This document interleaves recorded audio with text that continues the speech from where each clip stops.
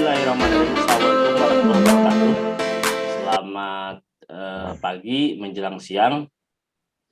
Salam sehat, salam sejahtera bagi kita semua.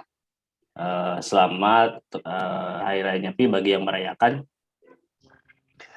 Alhamdulillah pada hari ini kita di waktu libur ini bisa menyempatkan untuk mengadakan satu kegiatan itu terkait dengan kegiatan konseling hukum.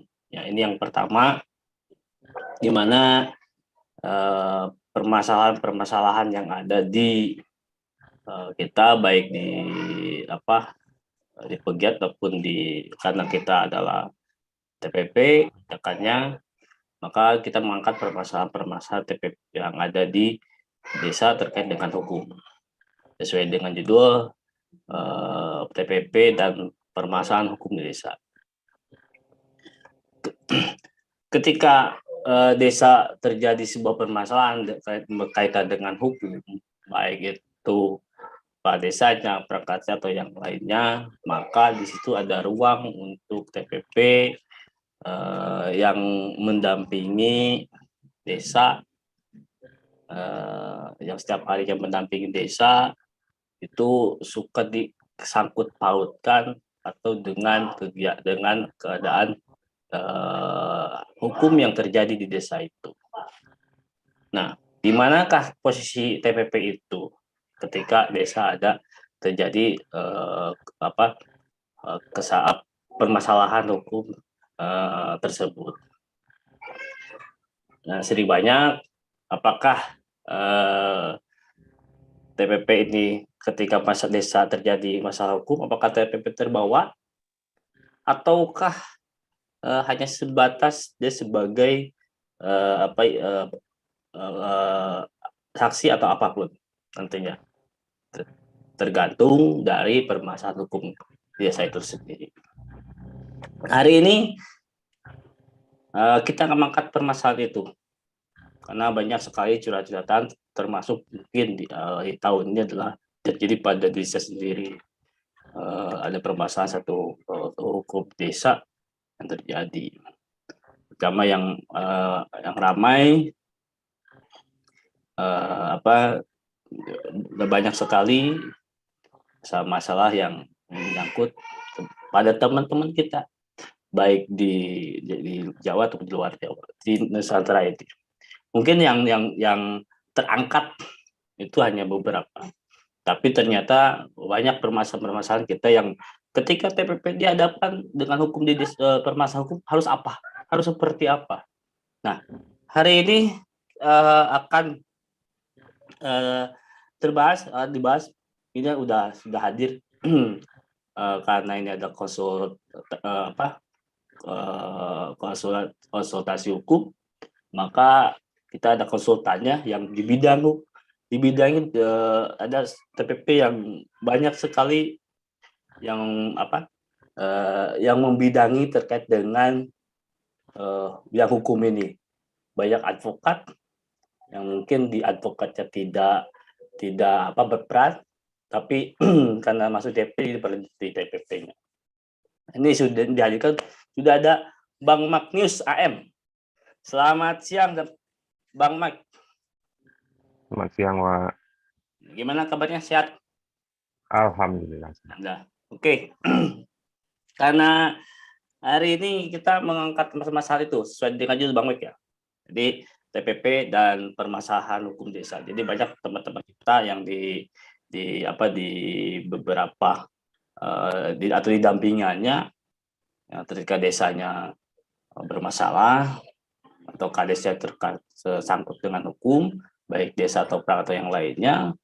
Nah, TPP ini ada di mana posisinya?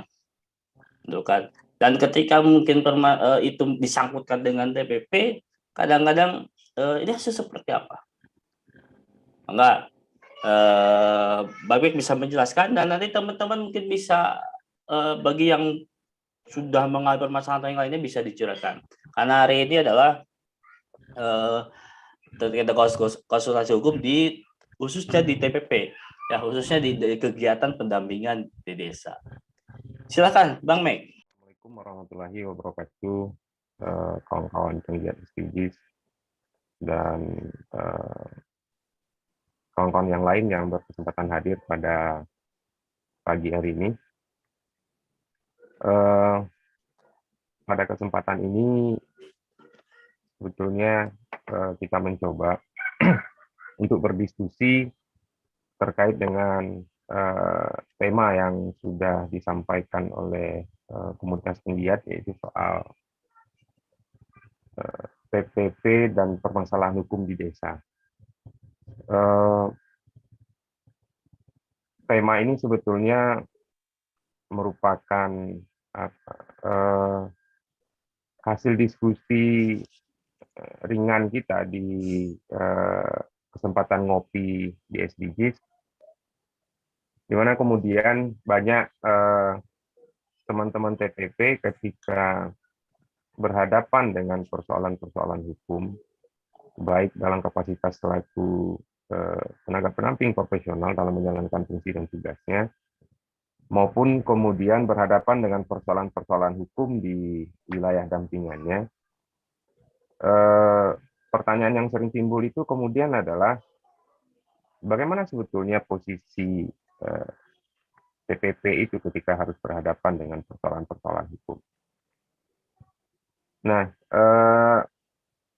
ada kesan selama ini bahwa ketika teman-teman berhadapan dengan persoalan hukum, baik itu dalam kapasitas sebagai TPP maupun kemudian berhadapan dengan persoalan-persoalan hukum di desa dampingannya,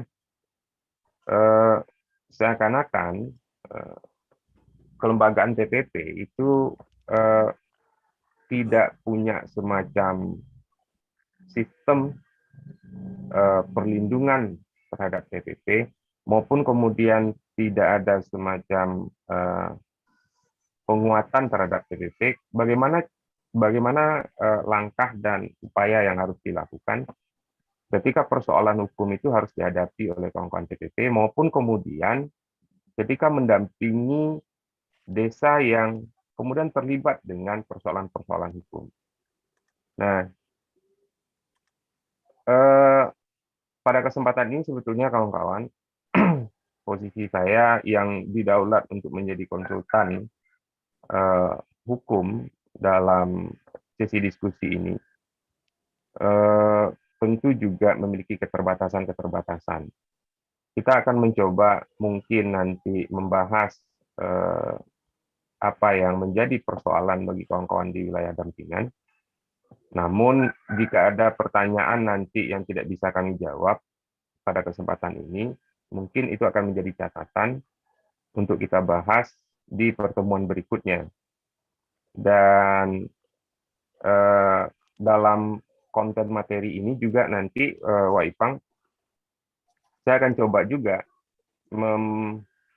membackup tayangan di channel kita, itu nanti dalam bentuk tulisan. Jadi pertanyaan-pertanyaan atau sesi diskusi yang kita lakukan pada kesempatan ini, itu nanti juga di deskripsi nanti akan ditampilkan pendapat atau opini saya secara tertulis terkait dengan persoalan yang kawan-kawan nanti sampaikan, sehingga secara lisan bisa didengarkan, bisa dilihat videonya, namun dalam bentuk tulisan, dalam bentuk legal opini, itu juga mudah-mudahan nanti bisa di-download di deskripsi, sehingga akan lebih komprehensif bahasan yang kita lakukan di dalam sesi diskusi ini. Lalu kemudian, kalau sebagai pengantar, jadi memang tidak ada materi pada kesempatan ini, kawan-kawan, karena ini adalah sesi konsultasi. Dan kalau kita lihat, kita cermati misalnya di dalam DRP, ini sebetulnya menarik juga untuk kemudian kita lihat ya. Tentu yang saya bisa akses adalah menu DRP yang ada di tingkat TAPM. Nah, kalau kawan-kawan lihat dalam kegiatan insidentil itu, terkait dengan advokasi ya. Di advokasi itu ada beberapa menu yang mungkin selama ini sangat jarang mungkin diisi atau mungkin dilakukan. Salah satunya adalah terkait dengan advokasi. Di advokasi itu ada 4 menu, ada 4 kegiatan. Pertama terkait dengan penanganan masalah desa, yang kedua ada hearing, yang ketiga itu penanganan masalah khusus TPP, yang keempat itu adalah penanganan intervensi negatif Pemda, pemerintah kecamatan, Pemdes terhadap TPP. Artinya kalau dilihat dari menu yang ada di DRP, ada peran advokasi yang harusnya dilakukan oleh TPP minimal terkait dengan 4 hal itu. Jadi ada penanganan masalah desa, ada hearing, ada penanganan masalah khusus TPP, dan ada penanganan masalah terkait dengan intervensi yang dilakukan oleh mitra dari TPP ataupun dari pemerintah secara umum ya. Nah, bicara advokasi, misalnya, secara sederhana advokasi itu bisa kita terjemahkan sebagai bentuk pembelaan. Atau dalam pengertian yang umum, tidaknya advokasi itu bisa kita pahami sebagai sebuah bentuk atau upaya untuk melakukan pembelaan terhadap hak-hak sipil yang dilakukan secara sistematis, terorganisir, atas sikap, perilaku, dan kebijakan yang tidak berpihak kepada keadilan dan kenyataan. Jadi, posisi advokasi ini sebetulnya juga menjadi peran dan bagian yang menjadi tugas dan tanggung jawab TPP tanpa kita sadari sebetulnya. Jadi advokasi dalam pengertian yang umum itu juga menjadi bagian dari tugas kita.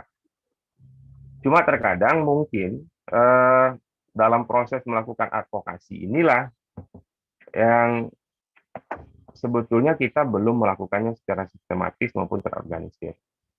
Termasuk juga peran dari masing-masing mentor di TPP itu untuk melakukan advokasi terhadap mentenya ketika terjadi persoalan-persoalan hukum, baik persoalan hukum yang dihadapi oleh TPP itu sendiri, maupun persoalan hukum yang dihadapi oleh desa dampingan dari TPP itu sendiri. Jadi, mudah-mudahan dengan adanya kegiatan ini bisa membantu kita pertama untuk saling berbagi persoalan-persoalan hukum yang kita hadapi di wilayah masing-masing. Itu juga bisa menjadi pembelajaran bagi kita bersama, termasuk bagi saya sendiri, sehingga kita bisa merumuskan langkah-langkah advokasi seperti apa yang harus kita lakukan, sehingga dia bisa sistematis, terorganisir, dan advokasi itu bisa kita lakukan dengan baik. Kira-kira mungkin itu sebagai pengantar, Wak Ipang, pada kesempatan kali ini. Nanti kita akan coba membahas sesuai dengan persoalan-persoalan yang disampaikan oleh kawan-kawan. Tetapi walaupun ini judulnya konsultasi hukum, ya mungkin kita batasi sesuai dengan tema ya, hanya persoalan terkait dengan TPP dan persoalan hukum di desa dampingan. Jadi saya harap tidak ada pertanyaan terkait dengan KDRT gitu ya, tidak ada pertanyaan terkait dengan perceraian gitu ya. Nanti itu lain lagi ceritanya itu, Pak. Kalau sudah masuk ke situ itu lain lagi urusannya gitu kan. Ini tuh, Pak Ipang, mudah-mudahan bisa kita lakukan sesi diskusi ini dengan baik dan bisa menjadi pembelajaran bagi kita bersama. Terima kasih. Assalamualaikum warahmatullahi wabarakatuh. Waalaikumsalam. Oke, terima kasih Bang Mek sebagai pembukaan. Ini terkait dengan permasalahan hukum bagi TPP ya. Baik itu permasalahan hukum yang ada atau baik bagi dirinya mungkin. Jadi di dalam tupoksi di DRP pun masih ada advokasi. Ini Bang Mek bisa takut gini, kita advokasi di DRP ada, tapi nggak tahu aja advokasi ini seperti apa gitu kan. Terus saya apa yang harus dilakukan ketika advokasi? Apa sih advokasi itu? Nah, mungkin bisa dijelaskan dulu Bang Mek. Itu. Ya, secara umum advokasi itu kita bisa artikan sebagai bentuk pembelaan. Jadi eh, secara arti kata advokasi itu sebetulnya melakukan pembelaan. Nah, dari beberapa pengertian-pengertian terkait dengan advokasi itu, dalam konteks melakukan pembelaan, pertama, biasanya advokasi itu dilakukan terhadap pihak-pihak yang memang rentan berhadapan dengan pengambil kebijakan, rentan terhadap perlakuan yang tidak adil oleh pihak-pihak yang berkuasa. Rentan juga kemudian mendapatkan perlakuan yang tidak adil terkait dengan kebijakan-kebijakan yang diambil oleh pengambil kebijakan. Jadi advokasi yang diartikan secara sederhana itu dalam bentuk pembelaan, namun pembelaan yang dikategorikan sebagai advokasi dia bersifat sistematis, terorganisir, Wak. Jadi advokasi itu biasanya sering dilakukan oleh teman-teman NGO umpamanya, atau advokasi itu juga sering dilakukan oleh lembaga-lembaga bantuan hukum. Tetapi dalam bentuk yang umum, advokasi itu sebetulnya bisa dilakukan oleh siapapun, selama dia kemudian melakukan pendampingan, melakukan penguatan, melakukan pembelaan untuk pihak-pihak yang memang rentan dirugikan oleh kebijakan, dirugikan oleh aturan, dan dalam dalam hal-hal yang sifatnya teknis, advokasi itu nanti juga bisa kita bagi dalam bentuk ada yang bersifat litigasi, artinya advokasi yang memang dilakukan sampai dengan upaya-upaya perlawanan secara hukum. Ada juga nanti yang bersifat non-litigasi, di mana kemudian upaya-upaya advokasi itu kita lakukan penyelesaiannya di luar jalur hukum. Atau yang dalam istilah di hukum itu juga dikenal dengan alternatif penyelesaian sengketa. Artinya dalam menyelesaikan persoalan-persoalan tidak selalu harus kemudian kita tempuh melalui jalur hukum, tapi juga ada alternatif penyelesaian sengketa di luar jalur hukum. Mungkin itu gambaran secara sederhananya terkait dengan kegiatan-kegiatan advokasi. Dalam bentuk contoh yang sederhana umpamanya, ketika ada TPP yang diintervensi oleh pemerintah desanya kah, pemerintah kecamatan, atau mungkin juga pemerintah kabupaten, untuk mendukung satu kebijakan yang kita tahu itu sebetulnya bertentangan dengan undang-undang desa. Nah, itu juga hal yang perlu diadvokasi. Apa bentuk advokasinya? Maka semestinya mentornya itu bisa turun untuk memberikan penguatan, untuk memberikan penjelasan, sehingga pihak-pihak yang melakukan intervensi ini bisa diberikan penyadaran untuk tidak melakukan hal-hal seperti itu. Atau setidaknya tindakan yang dilakukan oleh pemerintah kecamatan, desa, atau kabupaten tadi, dalam konteks advokasi, minimal ketika terjadi persoalan, itu tidak lagi kemudian merugikan posisi TPP. Itu seminimal-minimalnya advokasi yang dilakukan. Termasuk juga misalnya ketika teman-teman TPP itu mendapatkan satu keputusan dari baik oleh BPSDM, baik oleh TPP di tingkatan atasnya misalnya. Itu juga hal-hal yang bisa diadvokasi. Nah, tinggal lagi bagaimana kemudian proses-proses ini dihadapi sesuai dengan jalur-jalur yang ada. Supaya kemudian kita bisa memahami bagaimana kita harus bersikap ketika ada satu kebijakan, ketika ada satu keputusan yang diambil oleh pemangku kepentingan, itu kita hadapi dengan cara-cara yang sesuai dengan aturan. Baik itu pilihannya nanti kita tempuh melalui jalur hukum atau juga menempuh penyelesaian masalah itu di luar penyelesaian secara hukum. Mungkin itu, Pak Ipang.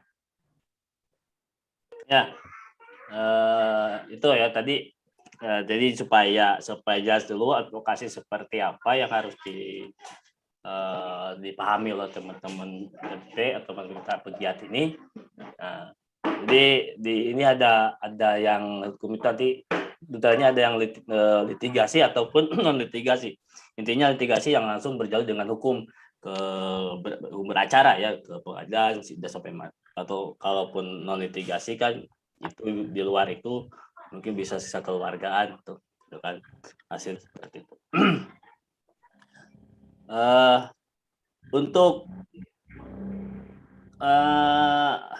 agar ini lebih mendetail lagi, tapi permasalahan ini adalah permasalahan terkait di lingkungan TPW ya, bukan permasalahan yang seperti tadi disebutkan Bang Mik, yaitu sampai dengan masalah perceraian atau apapun nanti ketika bertanya. Nah, itu nanti bisa kalau sudah masuk masalah itu sudah berbayar nanti. Nah. Oke, udah ada Kang Iman hari ini yang lesen. Silakan Kang Iman. Oke, terima kasih. Assalamualaikum warahmatullahi wabarakatuh. Selamat siang, selamat bertemu kembali dalam kondisi sehat walafiat, dan saya doakan Bang Fahrul Razi cepat sembuh ya, gitu. Karena bentar lagi kita ketemu tanggal 14-15 Maret. Gitu. Terima kasih Bang Mek yang saya hormati sebagai konsultan hukum kita di acara pagi hari ini. Saya tertarik dengan apa yang tadi disampaikan terhadap karena itu kan kita berhadapan dengan sebuah program dari Supradesa yang nyata-nyata itu jujur di faktanya adalah bertentangan dengan isi di prioritas khususnya di penggunaan dana desa.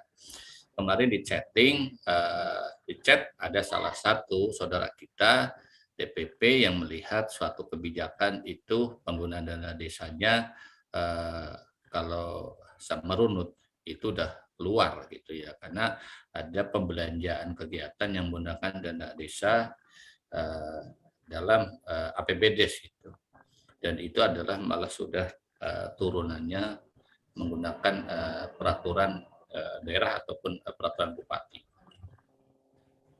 Itu yang pertama, bagaimana sebetulnya advokasi yang harus dilakukan, karena ini kan jajarannya itu kan secara struktural, di mana masing-masing struktural kayak di TAPM yang mengadvokasinya kepada OPD dan kepala daerah serta ke dewan gitu. Nah, kita yang di bawah di kecamatan dan di desa, khususnya di kecamatan itu kan hanya berhadapan pada sebuah instruksi. Oh, ini ada suratnya kok begitu. Ini harus masuk ke sini gitu. Dan yang terakhir adalah kita juga berhadapan dengan tim penurunan percepatan penurunan stunting seperti yang kita hadapi sudah dengan PES 72. Itu pun ada program-program yang supaya desa masuk ke desa sehingga desa membutuhkan kejelasan seperti apa sih gitu. Sedangkan di Permendes tentang prioritas penggunaan dana desa kita udah ketahui masuk di dalam program lainnya. Dan tak paling akhir, kita yang kadang-kadang belum bisa membedakan ini Bang X, Bang April, itu adalah pengertian secara teknis antara fasilitasi dan advokasi. Kita gitu karena itu sangat tipis mana sih yang bagian harus dituliskan secara deskripsi advokasi dan fasilitasi. Begitu saja apa yang saya sampaikan. Saya akhiri. Wassalamualaikum warahmatullahi wabarakatuh. Waalaikumsalam. Langsung, Wak.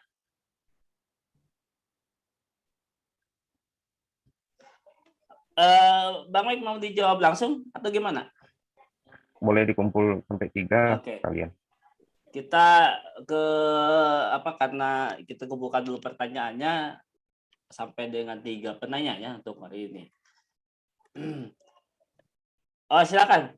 Ada Bang Fahrul Razi yang hari ini sedang di rumah sakit tapi ingin bertanya, mungkin banyak permasalahan. di dampingannya terkait dengan permasalahan pendamping TPP ya, tapi jangan di luar itu, nanti berbayar. Silakan, Bang Fahrul. Oke, terima kasih. Assalamualaikum warahmatullahi wabarakatuh. Selamat pagi menjelang siang, sahabat semua. Terima kasih atas doa-doanya. Ini sederhana saja terkait tentang apa yang dialami TPP sebenarnya. Jadi ada di beberapa wilayah yang pada hari ini mengalami permasalahan hukum terkait tentang adanya intervensi dan segala macam, terkait tentang adanya pemanggilan dan segala macam. Jadi hak dari TPP tersebut adalah untuk mendapatkan advokasi dari mentornya. Akan tetapi ya pada umumnya di beberapa wilayah mentor seperti acuh tak acuh, suka apa ya dalam tanda kutip tidak begitu peduli terhadap TPP setingkat di bawahnya. Jadi apa yang harus dilakukan oleh TPP ini sebenarnya terhadap hak advokasi yang seharusnya dia dapatkan dari mentornya. Terutama hari ini yang kita ketahui setelah keluarnya Kepmendikbud 40 bahwasanya hak untuk penanganan penyelesaian masalah itu berada di koordinator kabupaten. Tetapi kita tidak membatasi itu, kita langsung membuka secara umum bahwasanya untuk penanganan masalah ini berada di TAPM kabupaten lah. Nah, yang ingin saya tanyakan, ketika itu tidak didapatkan oleh TPP, baik di tingkat PD maupun PLD, apa yang harus dia lakukan? Itu yang pertama. Yang kedua, terkait tentang dikeluarkannya Kepmendes 40, hak, tugas, dan kewajiban dari TPP. Ketika aturan yang sudah dikeluarkan tersebut, TPP tersebut merasa dirugikan. Apa yang harus dilakukan oleh TPP terhadap mendapatkan haknya? Nah, ini lagi-lagi ketika kita berbicara tentang aturan dan regulasi, ketika kita sampaikan ke ke suatu tingkatan, ya terkadang ini menjadi bumerang bagi TPP tersebut. Dan ini diharapkan ada advokasi juga yang harus dilakukan dan kemana seharusnya TPP ini untuk menyampaikan, untuk melaporkan apa yang dia rasa dirugikan tersebut. Mungkin itu saja. Terima kasih atas kesempatannya. Assalamualaikum warahmatullahi wabarakatuh. Waalaikumsalam. Waalaikumsalam warahmatullahi wabarakatuh.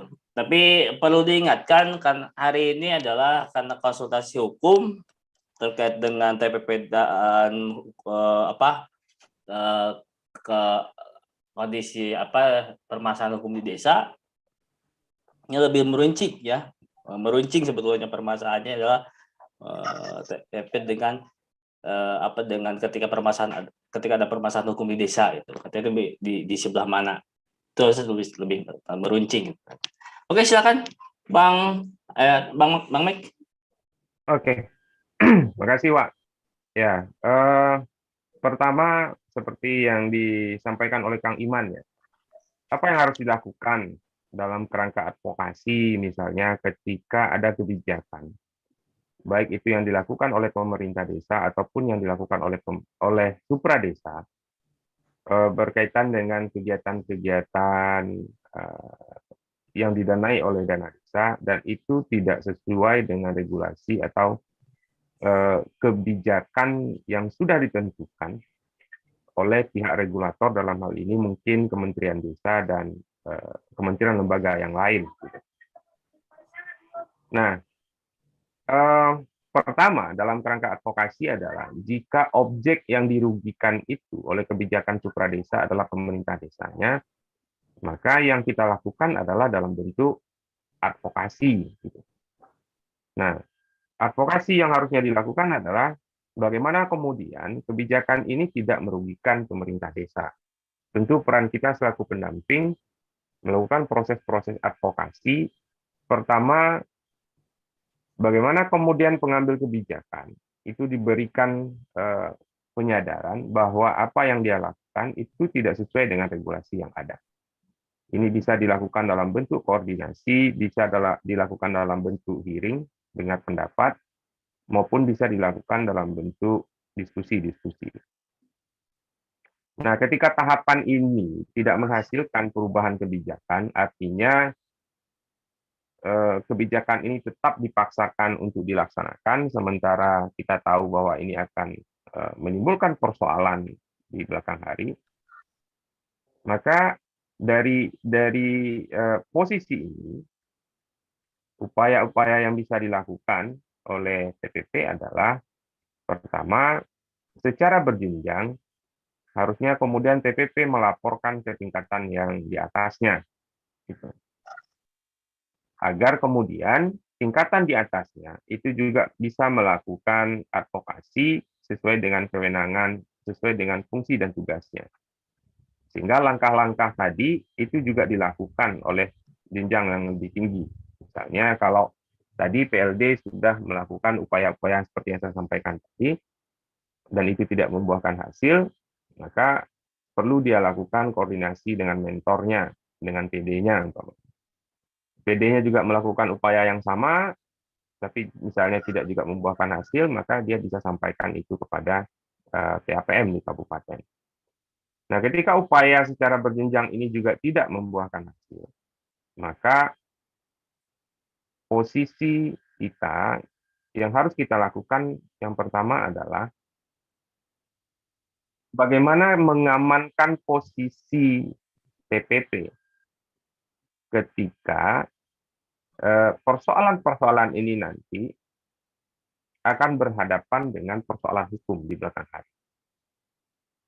Nah, ini yang kadang-kadang sudah cukup disadari sebetulnya oleh kawan-kawan, tetapi tidak banyak yang melakukan tindakan konkret untuk melakukan upaya-upaya yang semestinya dilakukan dalam kerangka mengamankan posisi dia selaku pihak yang menjalankan fungsi dan tugas selaku tenaga pendamping. Misalnya, ketika upaya-upaya advokasi ini sudah menemukan jalan buntu, pihak pengambil kebijakan tetap memaksakan apa yang ingin dia lakukan, padahal itu tidak sesuai dengan aturan, maka seperti yang juga kawan-kawan pahami, ada metode form bimbingan.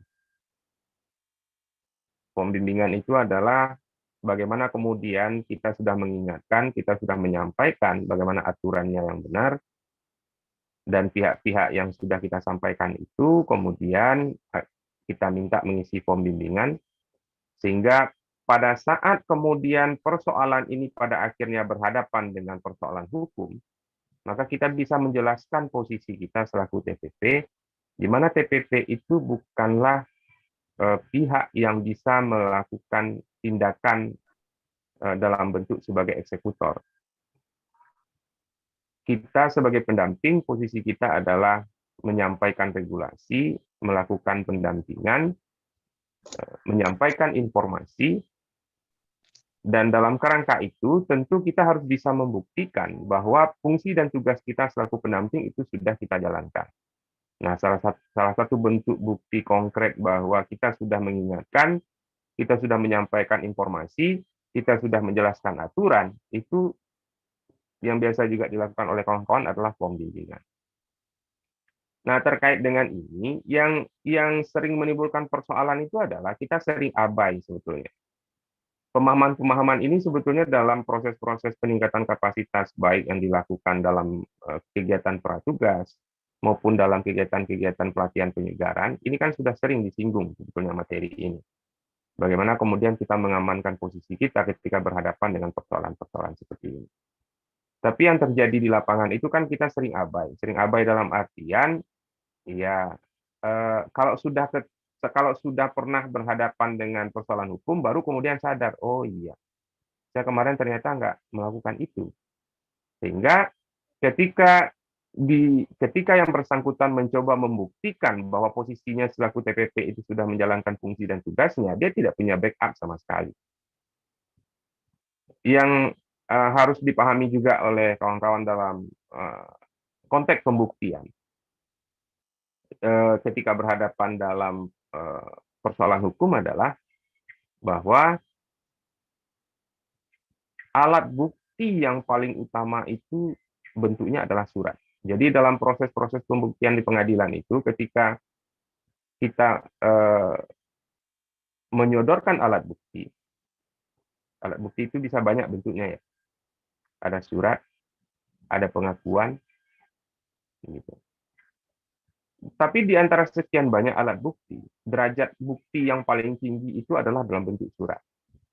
Artinya, ketika misalnya para pihak yang bermasalah di pengadilan itu, masing-masing menguatkan argumentasinya dengan bukti, ini sebagai ilustrasi saja. Pihak A itu menyampaikan bukti ke majelis hakim dalam bentuk surat, pihak B itu hanya menyampaikan bukti dalam bentuk pengakuan. Maka dari sisi derajat alat bukti, pihak yang mengajukan bukti dengan surat itu jauh lebih kuat posisinya ketimbang dia hanya mengajukan alat bukti dalam bentuk pengakuan.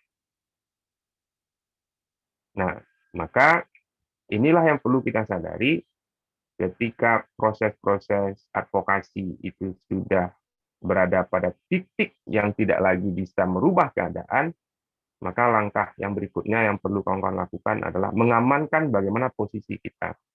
Ketika berhadapan dengan persoalan hukum, kita berada di posisi yang aman. Gitu. Nah, lalu kemudian kita sering bingung, gitu ya, membedakan mana yang advokasi, mana yang fasilitasi. Nah, secara sederhana, Kang Iman, ketika membedakan advokasi dengan fasilitasi itu, kalau bicara fasilitasi, berarti yang melakukan fasilitasi itu disebut dengan fasilitator, maka secara sederhana, fasilitator itu kita bisa artikan sebagai seseorang yang membantu sekelompok orang memahami tujuan bersama untuk kemudian membantu mereka membuat rencana bagaimana mencapai tujuan tersebut tanpa mengambil posisi tertentu dalam proses itu. Itu yang disebut dengan proses fasilitasi. Nah, dalam hal kita selaku pendamping, memang posisi kita lebih banyak di posisi sebagai fasilitasi, sebagai fasilitator. Fasilitator itu dia hanya memberikan jalan, membantu, memberikan pemahaman.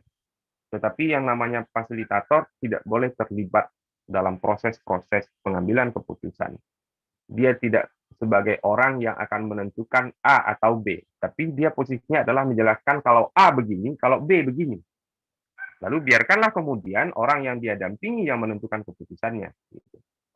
Sementara posisi advokasi itu lebih kepada ketika muncul satu persoalan. Fasilitasi itu kan tidak terkait dengan persoalan, tetapi lebih kepada bagaimana kemudian kita memberikan pemahaman kepada orang, bagaimana dia mencapai suatu tujuan, membantu membuat perencanaan, tanpa kemudian kita terlibat dalam mengeksekusinya. Gitu. Tapi kalau advokasi, ini lebih kepada ketika muncul suatu persoalan. Secara sederhana mungkin itu yang bisa saya jelaskan terkait dengan bagaimana kita membedakan antara fasilitasi dengan advokasi. Jadi fasilitasi itu kita dampingi pihak desa untuk melaksanakan kegiatan, untuk mencapai apa yang menjadi maksud dan tujuannya. Ketika dalam proses itu terjadi masalah, maka tindakan kita berikutnya adalah melakukan advokasi seperti yang saya jelaskan tadi. Lalu kemudian, ketika TPP berhadapan dengan persoalan hukum, seperti yang disampaikan oleh Bang Fahrul, semestinya kan yang bersangkutan itu harusnya diadvokasi oleh mentornya. Lalu apa yang dia harus lakukan ketika hak dia untuk diadvokasi oleh jenjang di atasnya itu tidak dia peroleh? Pertama, kita harus melihat juga kondisi di lapangan. Ini sering juga terjadi. Bukan bentuk pembelaan karena saya berada di posisi sebagai tenaga TPP di tingkat kabupaten gitu. Tidak jarang juga misalnya PD dan PLD ketika berhadapan dengan persoalan hukum, dia tidak pernah lapor juga kepada TA-nya. Dia hadapi sendiri.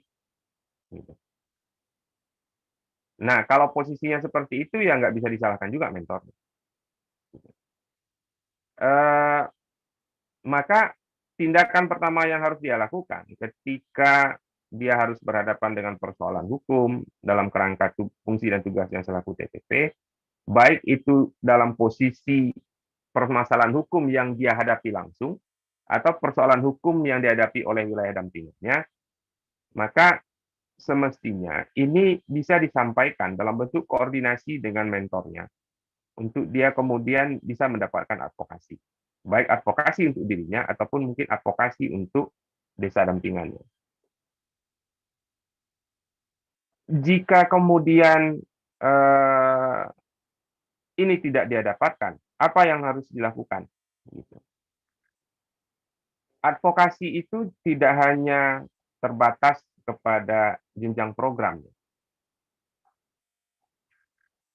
Jika kondisi advokasi tidak didapatkan di internal, bisa saja kemudian kawan-kawan di tingkat PD dan PLD atau di jenjang manapun, misalnya ketika jenjang di atasnya tidak memberikan advokasi terhadap persoalan yang dia hadapi, dia bisa saja meminta pihak lain untuk melakukan advokasi. Ada lembaga bantuan hukum, ada civil society juga yang kemudian juga concern dengan isu-isu tertentu yang bisa kita ajak bekerja sama untuk melakukan advokasi. Tergantung persoalannya apa. Tergantung persoalannya itu apa. Artinya advokasi ini tidak terbatas hanya kemudian dalam bentuk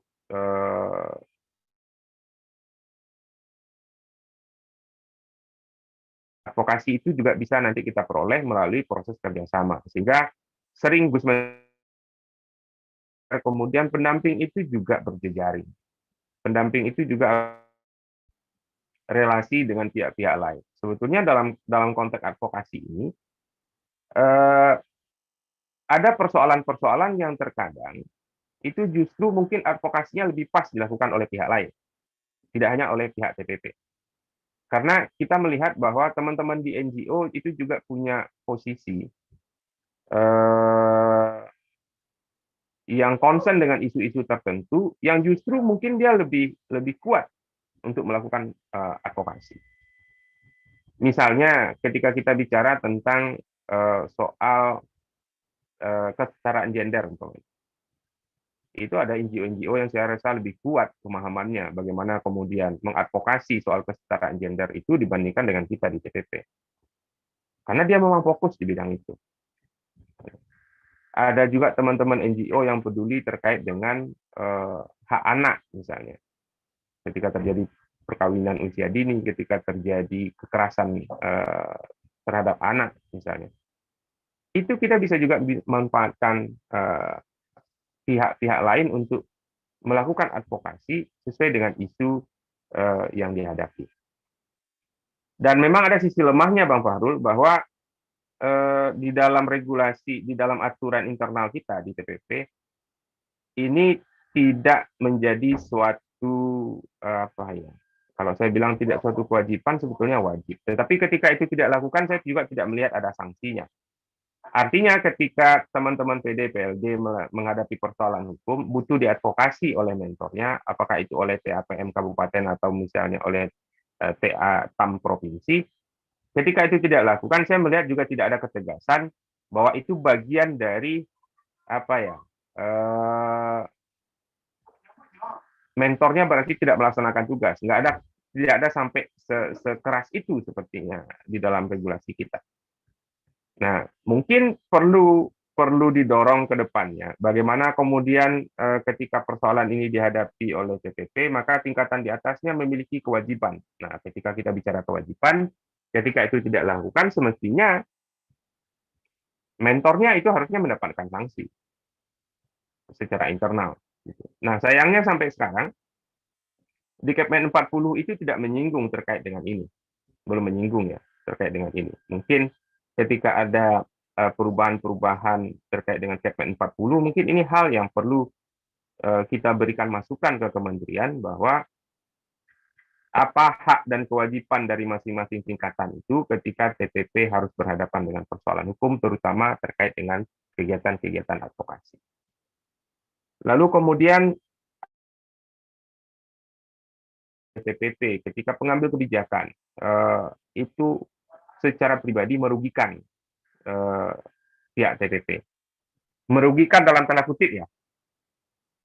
Dalam konteks yang paling aktual, yang paling update terkait dengan isu ini misalnya soal relokasi.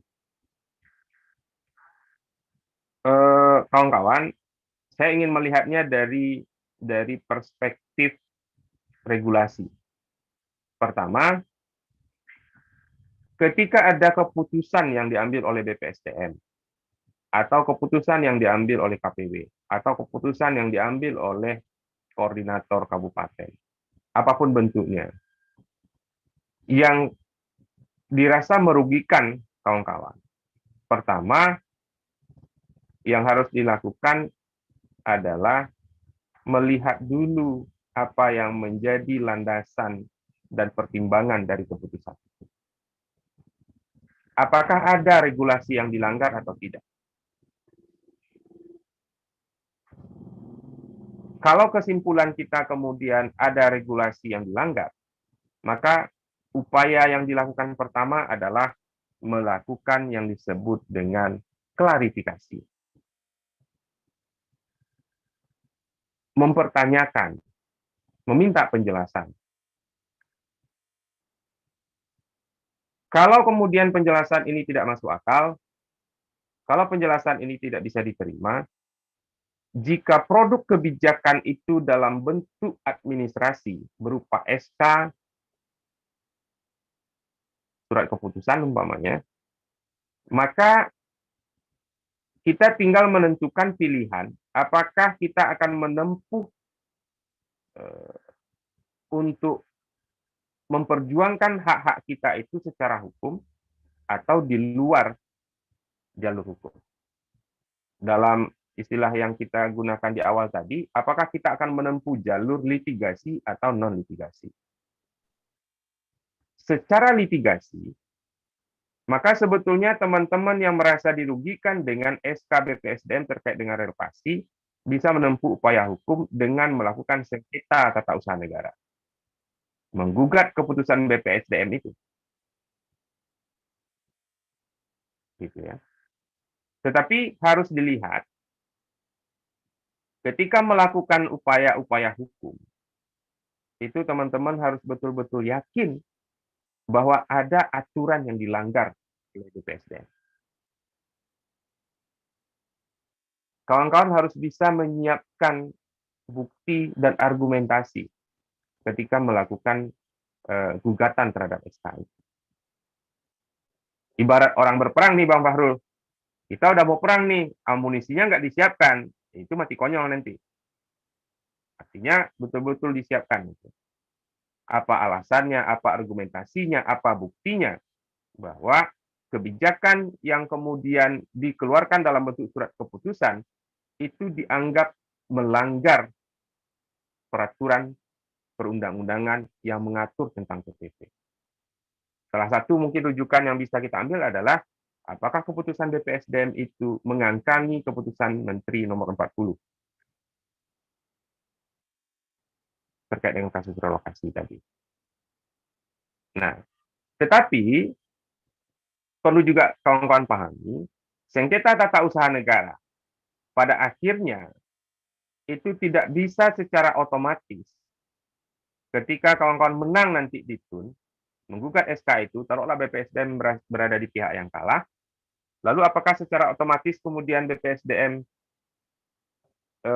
akan merubah SK-nya? Nah, keputusan tata usaha negara itu juga memiliki sisi lemah dalam kerangka eksekusi. Karena dalam keputusan tata usaha negara itu nanti memerintahkan, kalau seandainya TPP menang umpamanya ya, memerintahkan agar BPSDM merevisi SK gitu. Tetapi biasanya di banyak kasus, saya bicara ini dalam konteks praktek ya, di banyak kasus ketika keputusan TUN sudah dikeluarkan, itu terkadang para pihak yang sudah dituju oleh amar putusan itu kadang-kadang tidak melaksanakan putusan. Ini banyak terjadi. Salah satu kasus misalnya ketika ada pejabat-pejabat di pemerintah kabupaten yang dimutasi atau dinonjokkan oleh bupati, lalu kemudian penetapan bupati itu dia sengketakan ke PT UN dan dia menang, tetapi yang bersangkutan juga nggak balik jabatannya. Karena nanti keputusan tata usaha negara itu pada akhirnya sanksinya adalah jika ini tidak dilaksanakan, maka atasan langsung dari pihak yang dituju oleh putusan itu harus memberikan sanksi. Artinya sanksi itu tidak dijatuhkan oleh pengadilan, tetapi sanksi itu misalnya dalam hal ini Kapus yang membuat keputusan umpamanya, maka yang memberi sanksinya adalah Kaban atau Menteri. Kalau Menteri atau Kaban tidak memberikan sanksi, ya bisa saja kemudian ini akan berjalan seperti biasa juga. Keputusan itu akan tetap berjalan. Itu sisi lemahnya. Nah, lalu yang kedua adalah melalui jalur non-litigasi. Jalur non-litigasi ini tentu bagaimana kemudian proses-proses ketika ada keputusan yang diambil, maka pertama kita melakukan klarifikasi, atau dalam konteks proses di PT UN itu sebetulnya saya lupa menjelaskan tadi ya, sebelum kita masuk ke situ, itu biasanya harus dilakukan yang disebut dengan banding administrasi. Jadi ketika SK itu dikeluarkan, yang kita lakukan adalah melakukan klarifikasi, mempertanyakan, mengkoordinasikan, baru kalau itu sudah dilakukan, baru nanti sengketa kita lakukan. Nah, ini pun tentu Bang Fahrul yang berpengalaman dengan kasus ini kemarin, ternyata nggak gampang juga ya. Ketika kita sudah mengklarifikasi, kita sudah menjelaskan, kita sudah melakukan upaya itu, tapi yang bersangkutan, kalau yang pihak yang membuat keputusan tetap bersikukuh dengan keputusannya dianggap sudah posisi yang benar, ya ini memang sesuatu yang sifatnya relatif. Mungkin ya, mungkin Bang Fahrul gagal meyakinkan pengambil keputusan ini bahwa apa yang kita argumentasikan adalah yang sebenarnya. Artinya mungkin dia lebih mendengarkan pihak lain. Tetapi kawan-kawan, terkait dengan ini pandangan pribadi saya. Ini pandangan pribadi saya. Memang ketika soal relokasi ini, kita bicara dari perspektif hukum, memang posisi kita di posisi yang lemah. Pertama, kita menandatangani pernyataan siap ditugaskan dimanapun.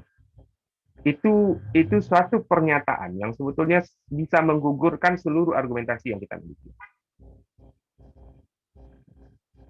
Karena dari sisi legal formalnya, ketika pernyataan itu ditandatangani, ini dalam tanda kutip nih Bang Fahrul, mau ditaruh dimanapun, jangankan di Aceh, mau ditaruh di Papua pun itu nggak melanggar hukum. Karena Bang Fahrul sudah tanda tangan pernyataan itu, siap ditempatkan di mana saja. Kita berbicara dari sisi legal formalnya. Tetapi yang namanya pengambil kebijakan tentu juga mempertimbangkan faktor-faktor lain seharusnya. Nah, paling sisi lemah dari keputusan itu adalah bahwa yang namanya relokasi sesuai dengan Kepmen 40 itu berdasarkan permintaan. Ya. Ini kan perdebatan yang sebetulnya agak panjang juga. Apakah relokasi sama dengan penempatan? Kan? kalau tidak ada permintaan, sebetulnya nggak bisa dikatakan itu relokasi. Berarti itu penempatan. Kalau penempatan itu merujuk kepada dokumen yang saya sampaikan tadi, bahwa semua TPP, mungkin tidak semua ya, terutama saya nggak tahu juga kalau persyaratan di PDPLD, apakah juga menandatangani itu. Yang jelas kita di TA itu membuat pernyataan siap ditempatkan di mana saja. Nah, jadi posisi kita lemahnya di situ. Maka ketika mau ditempatkan nanti di tempat di Papua, mau ditempatkan di mana, sebetulnya dari sisi legal nggak ada aturan yang dilanggar. Karena bicaranya penempatan. Apalagi kalau kemudian alasannya itu adalah kebutuhan program. Karena memang Bang Fahrul dibutuhkan di situ, gitu kan. Ini alasannya lebih ini lagi. Tinggal bagaimana sebetulnya kita meyakinkan pengambil keputusan bahwa informasi yang disampaikan kepada pengambil keputusan itu sebetulnya tidak sesuai dengan kenyataannya. Nah, ini yang mungkin dua hal itu mungkin yang bisa saya gambarkan, tergantung nanti kawan-kawan akan menempuh jalur yang mana. Apakah akan menempuh jalur litigasi ataupun non litigasi. Ketika non litigasi tidak bisa menghasilkan sesuatu, mungkin upaya lain yang bisa dilakukan adalah melalui jalur litigasi. Tapi untuk litigasi, pikir-pikir betul lah. Gitu. Apakah kita cukup kuat, alat bukti kita cukup kuat, argumentasi kita cukup kuat untuk itu, dan prosesnya panjang. Karena nanti sengketa ditun, akan ada banding, bisa saja sampai kasasi. Karena SK kita cuma 1 tahun, Bang Fahrul, jangan-jangan nanti putusan ingkrahnya itu justru sudah di kontrak yang baru kan, jadi nggak ada juga artinya gitu. Karena itu prosesnya bisa panjang. Mungkin itu dulu Wak yang bisa saya sampaikan Wak. Oke. Terima kasih. Terima kasih Bang Mik. Posisinya yang pasti dalam advokasi ini, baik itu advokasi maupun fasilitasi, itu hampir memang suatu yang berbeda, tetapi tupoksi di sini adalah kita lebih pada di fasilitasi. Cuman ketika terjadi pelanggaran atau munculnya permasalahan terkait dengan hasil dari fasilitasi itu ataupun dalam fasilitasi, nah posisinya di mana, harus seperti apa, dan jenjang di atas dan atasnya lagi harus seperti apa ketika ada permasalahan di bawahnya. Jadi udah terjawab terkait dengan mudah-mudahan ini bisa puas ya. Tadi dengan jawaban-jawaban seperti yang dilakukan oleh Bang Mik. Mungkin ada yang lain yang yang mau berkonsultasi. Ini bukan bertanya ya, berkonsultasi. Mohon izin, Pak. Oh, silakan. Saya nanggapi tadi yang disampaikan oleh Bang Max kaitannya dengan definisi fasilitas secara teknis. Kadang-kadang kita ditempatkan pada posisi, terus kalau udah kayak gitu, kami harus bagaimana TPP gitu. Karena kan di dalam fasilitas itu kan hanya kita memberikan plan A, plan B gitu. Seperti ini, tapi faktanya di lapangan kadang-kadang kita bisa masuk ke salah satu plan. Nah ini bagaimana sikap yang harus diambil dan nanti implikasinya seperti apa? Karena desa juga, menurut TPP gimana gitu? Kami ngikut aja. Nah itu seperti yang sering tersampaikan dan akan menjadi polarisasi di kemudian hari. Begitu Bang Mek.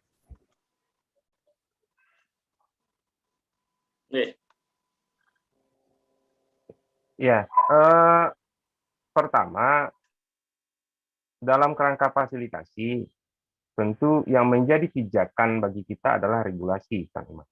Nah ini harus kita yakinkan diri kita bahwa ketika melakukan proses fasilitasi, apa yang kita sampaikan itu adalah berdasarkan regulasi yang ada. Nah, jika regulasi misalnya kurang jelas, maka ketika kita menyampaikan berdasarkan tafsir terhadap regulasi, itu pun harus disampaikan secara jelas. Yang secara eksplisit tertulis dalam regulasi, itu mungkin tidak akan terlalu sulit ya. Kita tinggal menyodorkan dokumennya, kita tinggal memperlihatkan ini loh yang tertulis di dalam aturan, gitu kan. Tetapi sebagai fasilitator, sebagai pihak yang memfasilitasi kegiatan-kegiatan pemerintah desa, kita kan tidak jarang juga harus berhadapan dengan aturan-aturan yang posisinya itu butuh diinterpretasikan. Nah, itu pun kawan-kawan ketika dalam melakukan proses fasilitasi juga harus menjelaskan bahwa ini loh menurut pemahaman saya selaku TPP. Nah, ketika kita menafsirkan sebuah aturan itu pun tentu kita bisa menyampaikan argumentasinya, kita juga bisa menyampaikan sumbernya. Gitu. Bisa jadi misalnya interpretasi yang kita sampaikan atau penafsiran yang kita sampaikan itu berdasarkan penjelasan dari mentor kita. Atau bisa jadi berdasarkan arahan atau penyampaian dari pembuat regulasi. Bisa jadi kenapa kita menafsirkan begitu, itu sesuai dengan penjelasan Gus Menteri. Itu mungkin sesuai penjelasan dari Pak Ivan. Misalnya. Itu mungkin sesuai dengan penjelasan yang disampaikan oleh Dirjen, Sekjen, atau pejabat-pejabat yang ada di kementerian. Nah,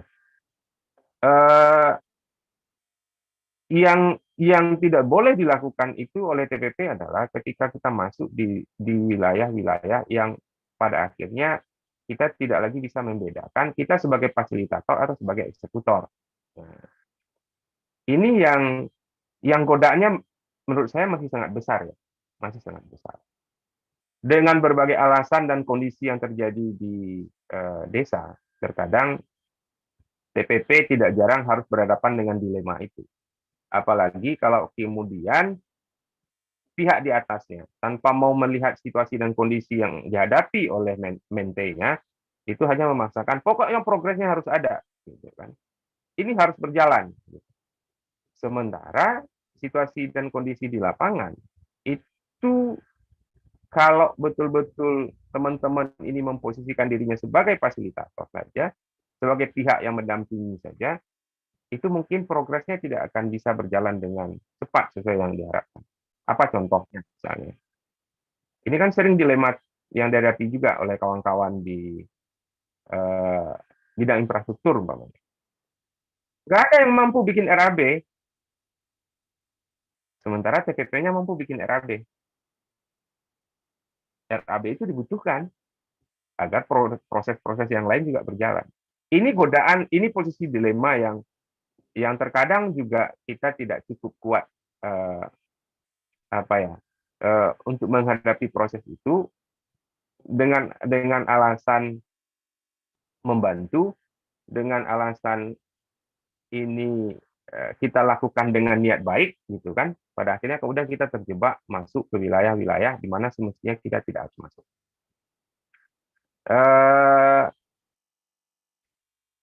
Saya bicara dalam konteks normatif ya kawan-kawan. Semestinya kan itu tidak dilakukan. Tapi dilema-dilema seperti ini pasti dihadapi, gitu Kang Iman. Nah, tinggal lagi kita berada di posisi seperti apa. Sebetulnya dalam posisi dilema seperti itu, saya lebih cenderung menyarankan kawan-kawan mengambil posisi yang aman saja. Bahwa ada progres yang tidak berjalan, jika itu memang seperti itu adanya, ya laporkan saja. Yang jelas kawan-kawan sudah sampaikan, fungsi dan tugasnya sudah dilakukan. Dan batasan-batasan yang menjadi kewenangan kita selaku pendamping itu sudah kita laksanakan secara maksimal. Kalau progresnya ingin lebih cepat, maka kita harus melampaui kewenangan itu, ya sebaiknya jangan. Saya berpendapat lebih pada posisi biarlah itu biarlah progresnya lambat ketimbang kemudian prosesnya cepat, tetapi kemudian kita melampaui batas kewenangan yang kita miliki. Gitu, Kang. Kira-kira, Kang, pendapat saya, Kang. Oke. Menuju di 30 menit ke depan, mungkin ada teman-teman yang lain yang mempunyai atau berpengaruh masalahan ditanyakan. Ini adalah konsultasi, ya, bukan bertanya tapi konsultasi terkait dengan permasalahan-permasalahan yang ada di dampingannya. Makanya di sini ada kita lebih fokus pada TPP dan permasalahan hukum yang terjadi di desa.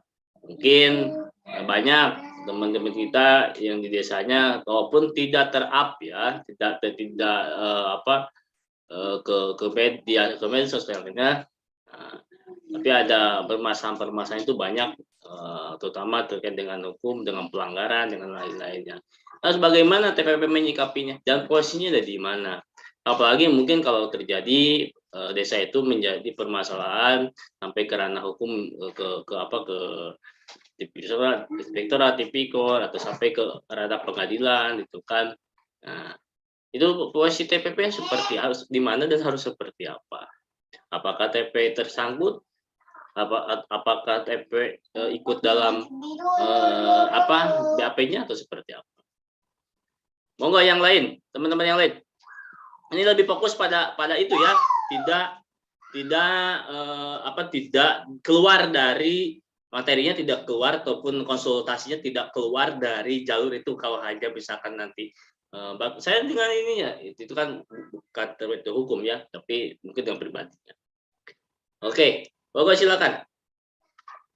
Ada Bang Nasrun lagi. Ya, baik. Saya masuk dulu.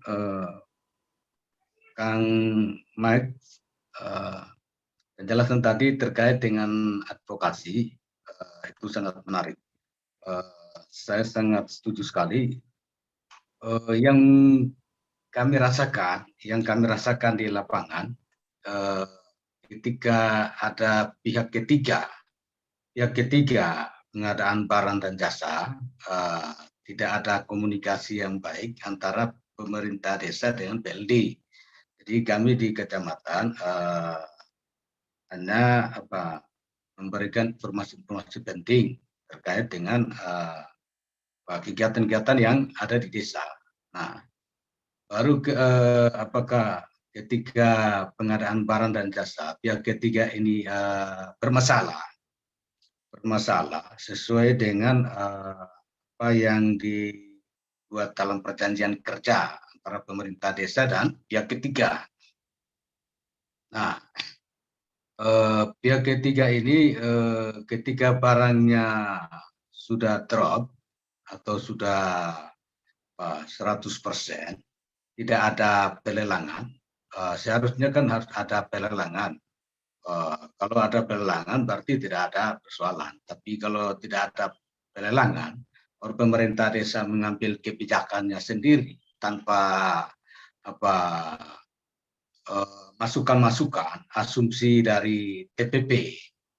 Pemerintah desa kadang-kadang mengabaikan terkait dengan PMK, terkait dengan pengadaan barang dan jasa desa, LKPP atau di Perbuk.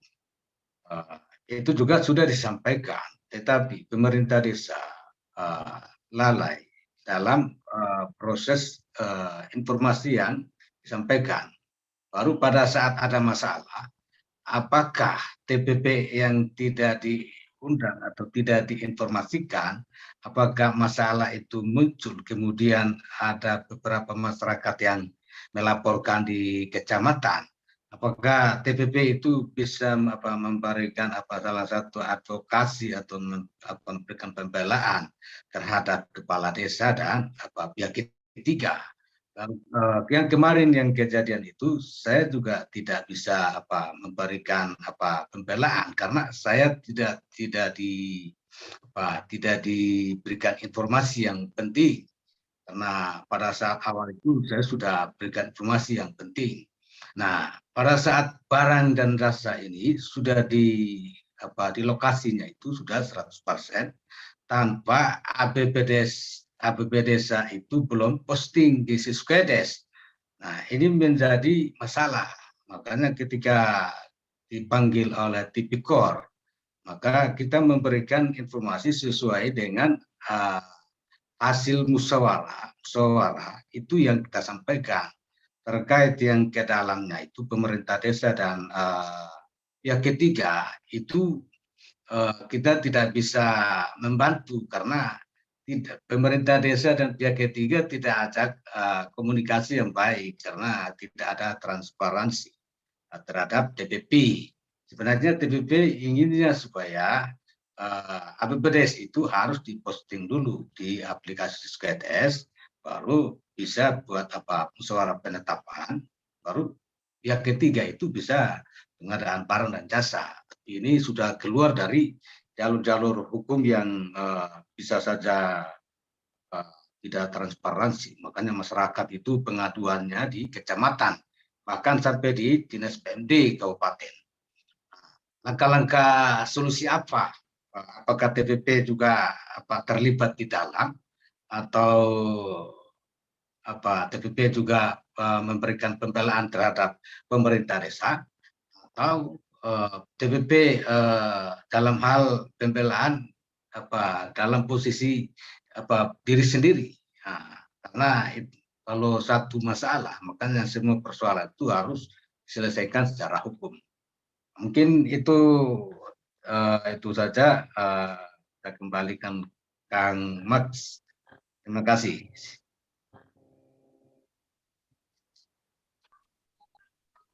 Langsung aja Bang Max. Oke. Nah ini mulai menarik ini, Pak. Pertama, kita harus memahami di mana posisi kita sebagai orang yang memfasilitasi dan di mana ketika kita berada di posisi untuk mengadvokasi. Nah, dari permasalahan yang disampaikan oleh Pak Nasruddin ya, ada kegiatan pengadaan barang dan jasa. Ini sesuai dengan Perka LKPP itu kan sudah diatur. Bagaimana kemudian proses pengadaan barang dan jasa itu dilakukan oleh pemerintah desa. Dalam pelaksanaannya ternyata ada proses-proses yang tidak sesuai dengan aturan. Sehingga pada akhirnya kemudian menimbulkan persoalan hukum. Lalu ketika persoalan hukum terjadi, posisi TPP itu seperti apa? Nah, kan begitu kira-kira kesimpulannya yang saya tangkap dari apa yang disampaikan Pak Nasruddin. Pertama dalam proses kita memfasilitasi, tentu saja posisi TPP Pak Nasruddin itu harus menjelaskan aturan terkait dengan pengadaan barang dan jasa itu kepada pemerintah desa secara clean and clear. Apa yang menjadi aturan tentang pengadaan barang dan jasa itu? Dasarnya apa? Prosesnya seperti apa?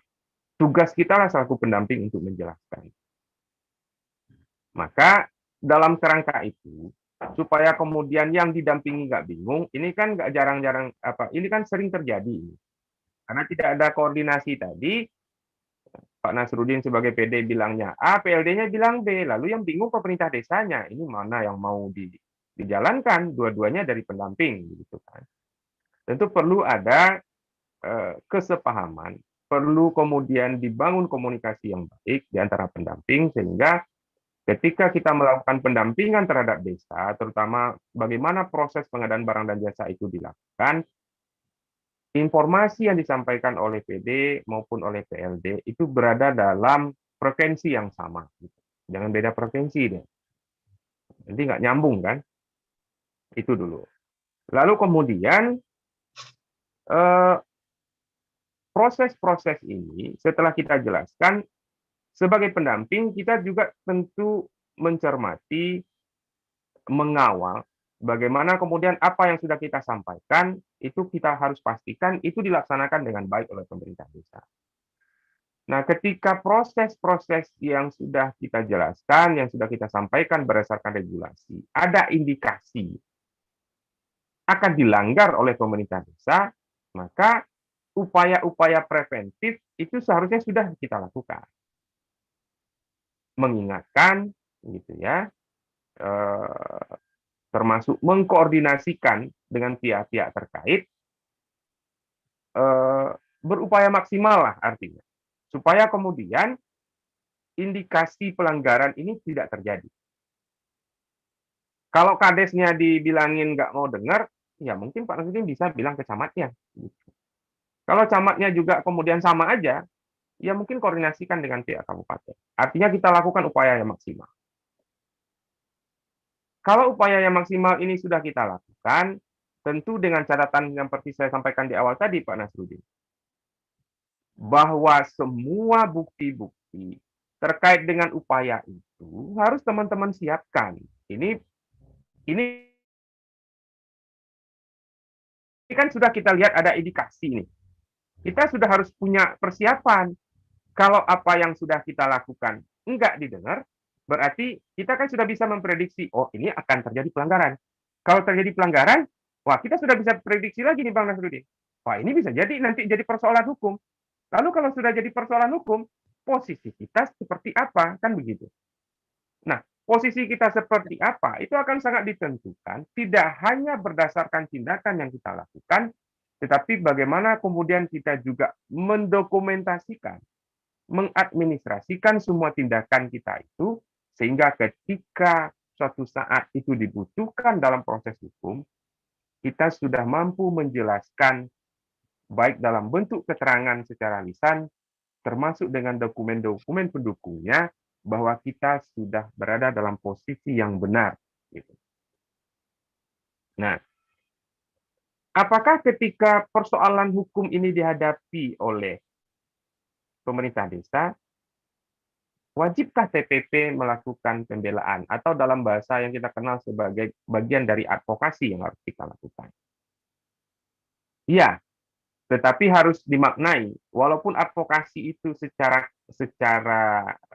diksi atau kata diartikan sebagai pembelaan, pembelaan itu bukan berarti kemudian yang benar jadi salah, yang salah jadi benar, Pak Nasruddin. Pembelaan itu dalam perspektif misalnya advokat, di profesi saya sebagai advokat, pembelaan itu prinsipnya adalah bagaimana kemudian orang yang kita bela itu mendapatkan keadilan. Keadilan itu bukan dalam artian ketika dia harusnya dihukum, lalu tidak jadi dihukum. Bukan begitu.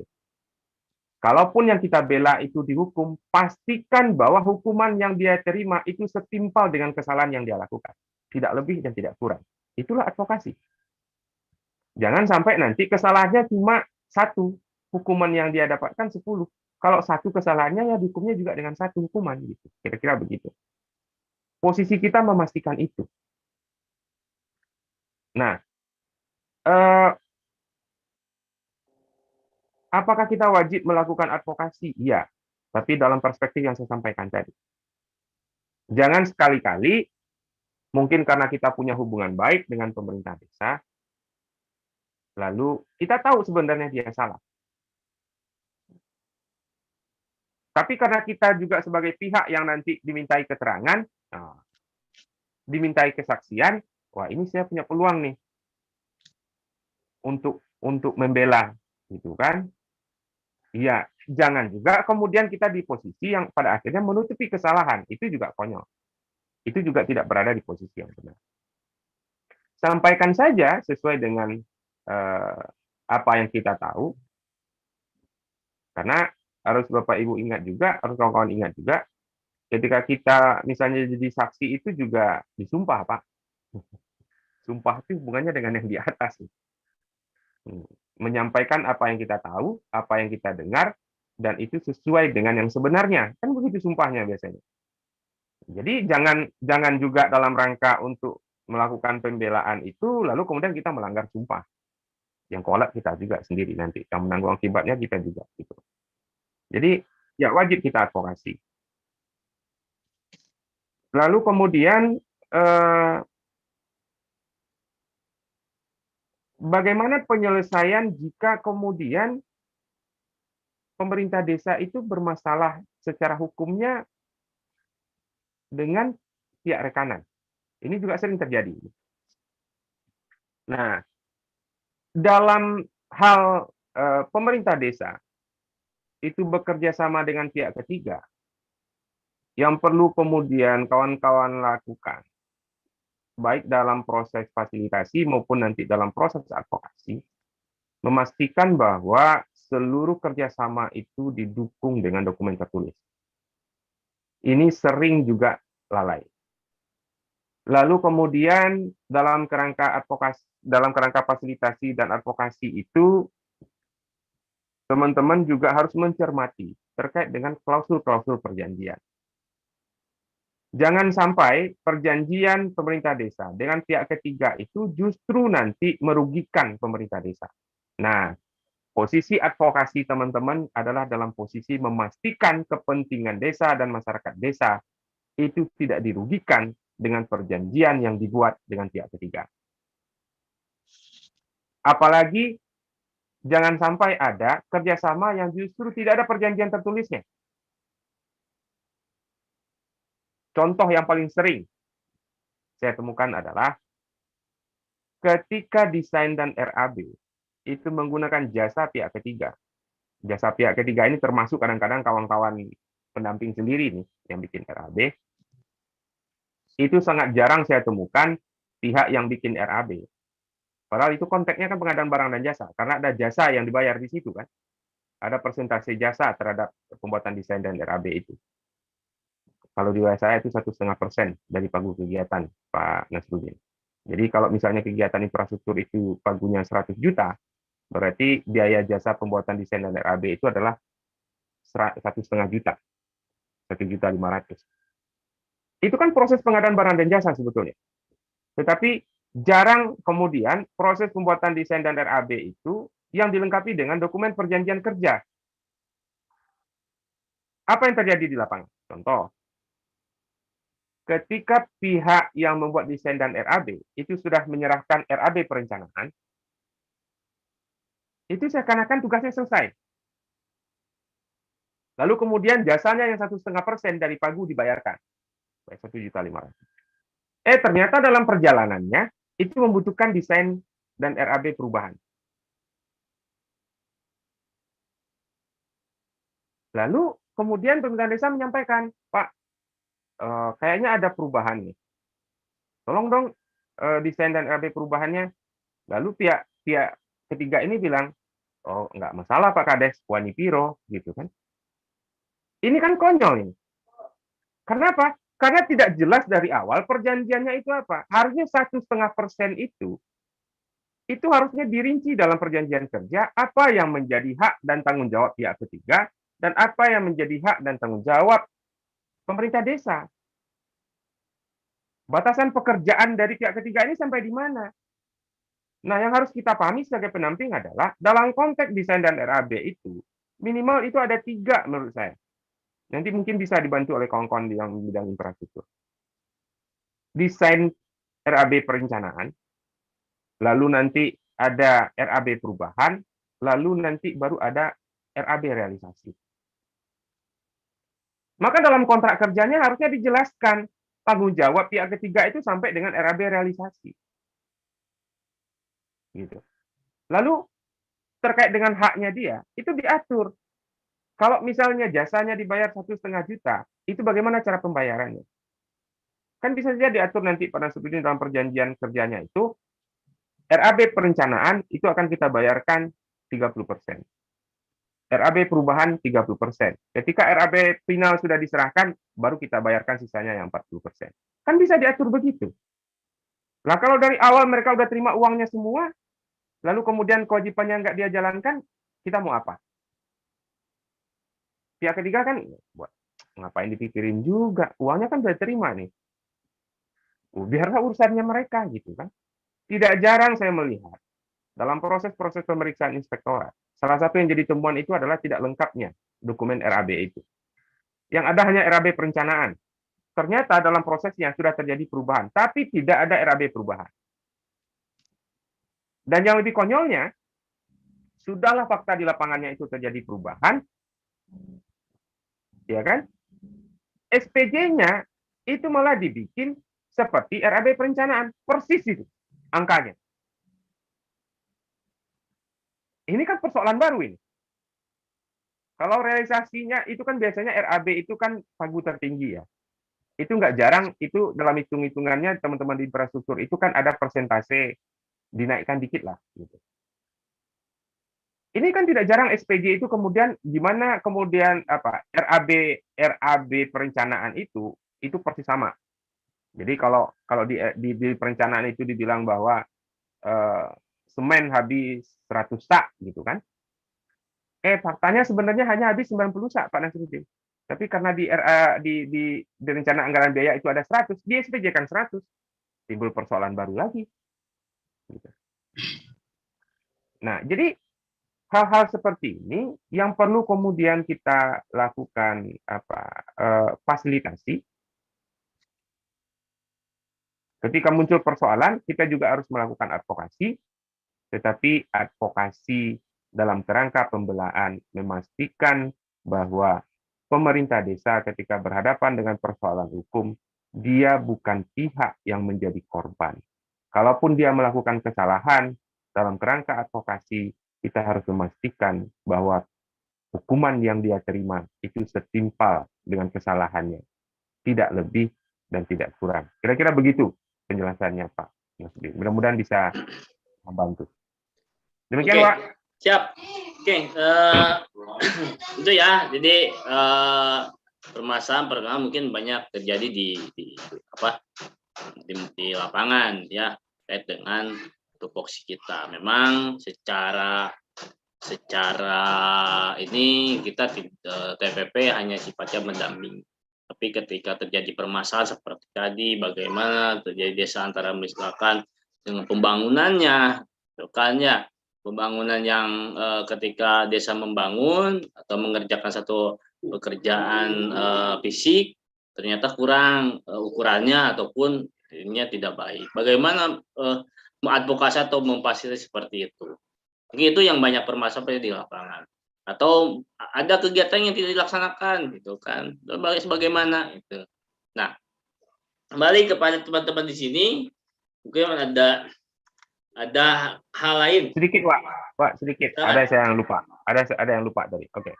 Nah, salah satu juga yang perlu dipastikan nanti dalam klausul perjanjian kontrak kerja dengan pihak ketiga itu adalah terkait dengan forum penyelesaian sengketa, Pak Nasruddin. Jadi biasanya di dalam klausul itu pasti nanti jika terjadi permasalahan, maka para pihak bersepakat proses penyelesaiannya itu nanti akan ditunjuk forumnya. Apakah melalui musyawarah atau berarti itu jalur non litigasi ya. Atau kalau misalnya melalui jalur litigasi itu akan ditunjuk pengadilan mana, di tingkat mana penyelesaian itu akan dilakukan. Itu juga harus dipastikan. Sehingga pada saat kawan-kawan melakukan advokasi, dokumen perjanjian kerja itu bisa dijadikan rujukan bagaimana kemudian kita melakukan advokasi dalam kerangka penyelesaian masalah itu. Sebab kalau di dalam klausul perjanjian itu nanti tidak ditulis bagaimana metode penyelesaian masalahnya atau forum di tingkatan mana yang disepakati untuk penyelesaian masalah, itu kita nanti juga berada di posisi yang tidak pas dalam melakukan penyelesaian. Artinya, kalau para pihak sepakat bahwa jika terjadi persoalan, itu cukup diselesaikan dalam forum musyawarah saja, umpamanya. Tapi karena kita tidak melihat dokumennya, lalu kemudian dalam kerangka advokasi, kita bilang, ya udah Pak Kades, tuntut aja rekanan ini ke pengadilan. Nah, itu kan juga tidak cocok nanti dengan perjanjian yang dibikin sendiri oleh para pihak gitu. Jadi artinya ini juga bagian yang perlu teman-teman pastikan dalam memfasilitasi ketika ada pemerintah desa bekerja sama dengan pihak ketiga, itu ketika muncul persoalan, itu kesepakatan para pihak penyelesaiannya di mana. Secara litigasi itu di mana, dan secara non-litigasi itu berada di pihak mana. Mungkin itu tambahannya sedikit, Pak Ipang. Oke.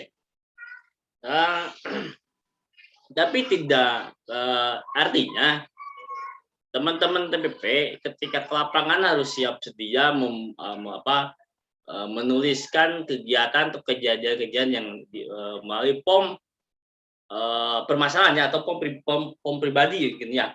Sudah berbeda mencatat dengan DRP dengan POM permasalahan. Jadi ini harus diperhatikan. Kadang tadi yang Bapak bilang POM ini tidak untuk saat ini tidak diperhatikan ke lapangan atau ke desa, berangkat hanya pulang mungkin foto coba segala macam kegiatan masukin DRP, tapi kejadian-kejadian itu tidak dicatat. Maka apalagi kalau ada misalkan tadi pengerjaan kegiatan yang kurang ukurannya baik bahannya segala macamnya. Nah itu ketika terjadi permasalahan delik hukum ataupun terjadi pelaporan segala macamnya, ketika TPP tanya gimana, oh Pak tidak tahu. Nah ini untuk sebagai penguat bagi kita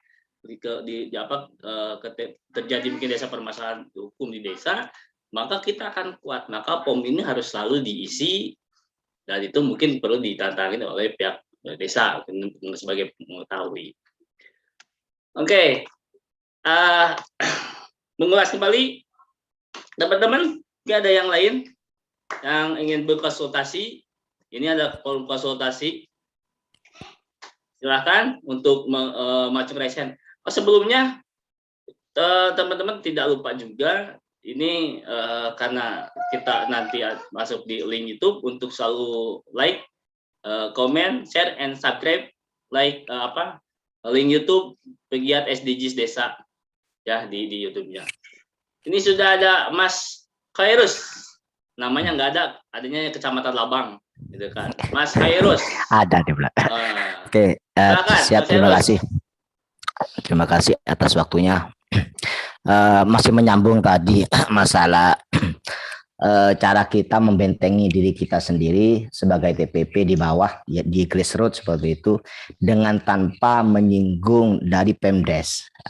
Kalau tadi kan kalau kita menggunakan form permasalahan itu kan kita takutnya di satu sisi nanti Pemdes itu seakan-akan kita itu semacam KPK seperti itu. Jadi mohon pencerahannya, apakah ketika kita menuliskan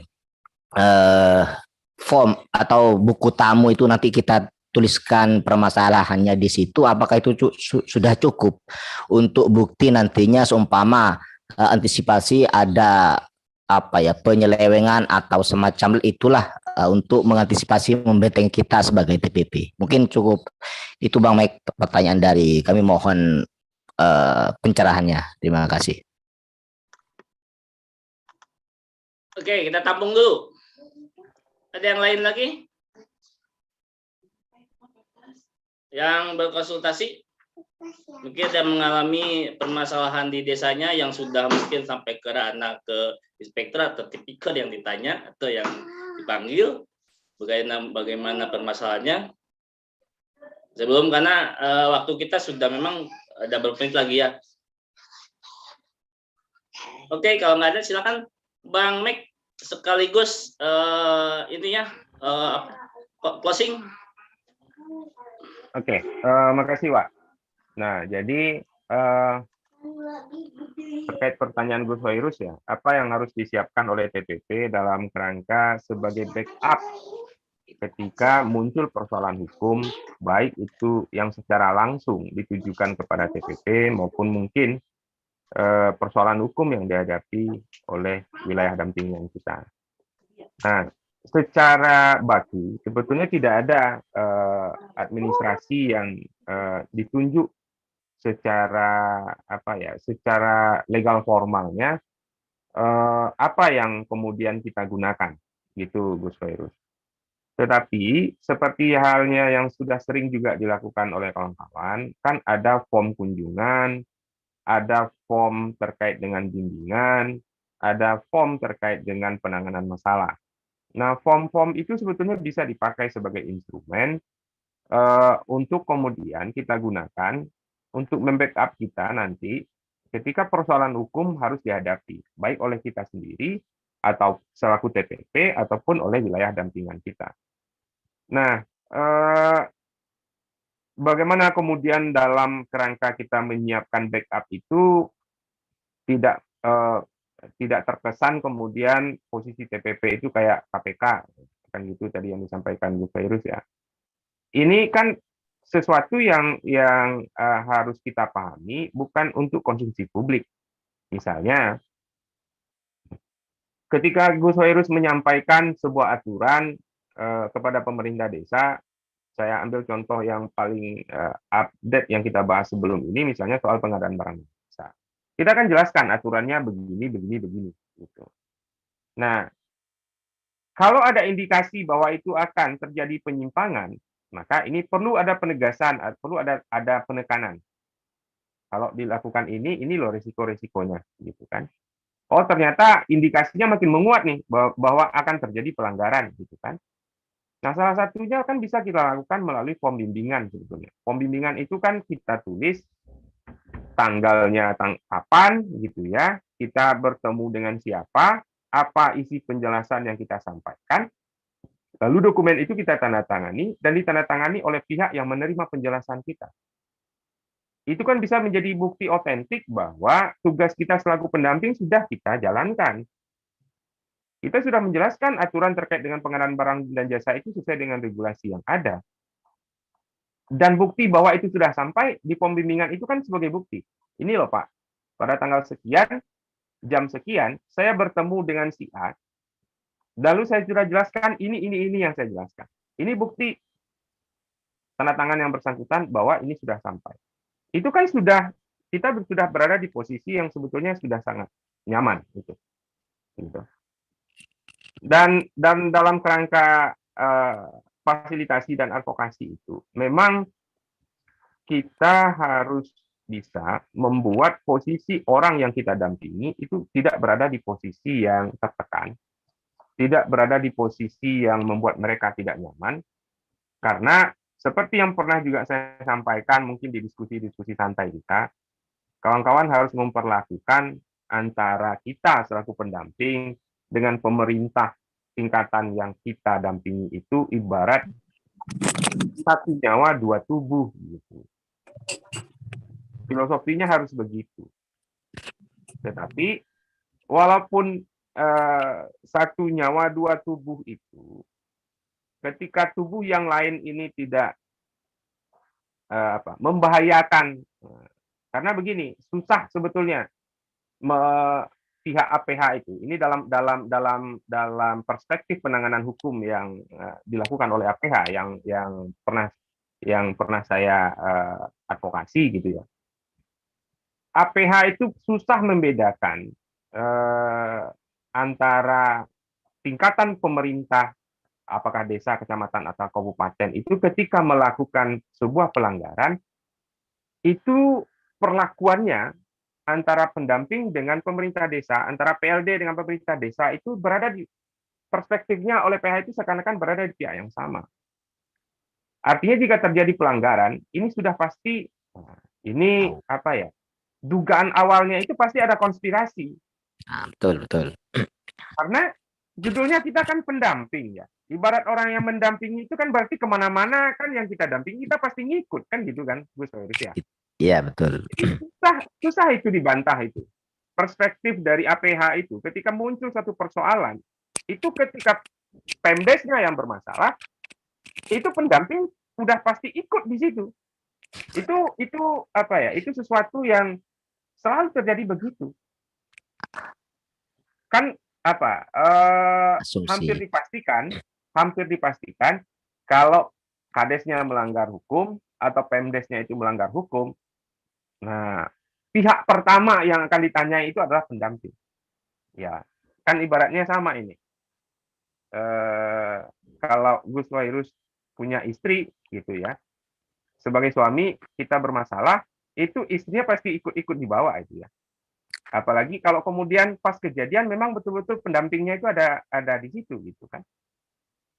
Nah, maka yang perlu kita lakukan ya kita harus membackup semua yang kita lakukan, tapi tanpa harus kemudian membuat pihak yang kita dampingi itu menjadi tertekan, menjadi merasa tidak nyaman. Kira-kira begitu. Yang tadi Bang Mep, kalau seumpama kita menuliskan di buku tamu, buku tamu, tapi halo. Ya, lanjut.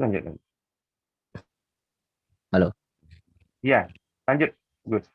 Yang tadi tuh Bang Mek, apakah sudah cukupkah ketika kita menuliskan advokasi kepada desa sebagai bahan perlindungan kita untuk jaga-jaga seumpama ada temuan atau apa, itu cukup enggak kita menuliskan di buku tamu atau harus spesifik ke buku bimbingan atau buku permasalahan?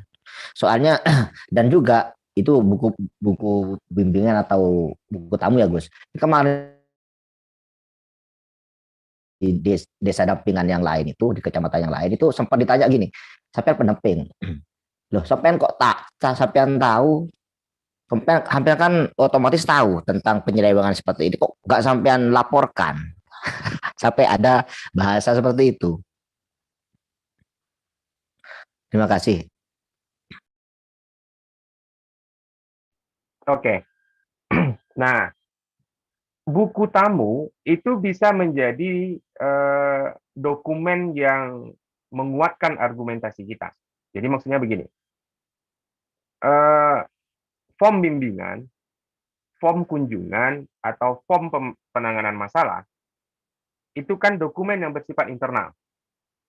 Ya, itu kan dokumen yang semestinya tidak kemana-mana. Itu hanya menjadi konsumsi internal pendamping.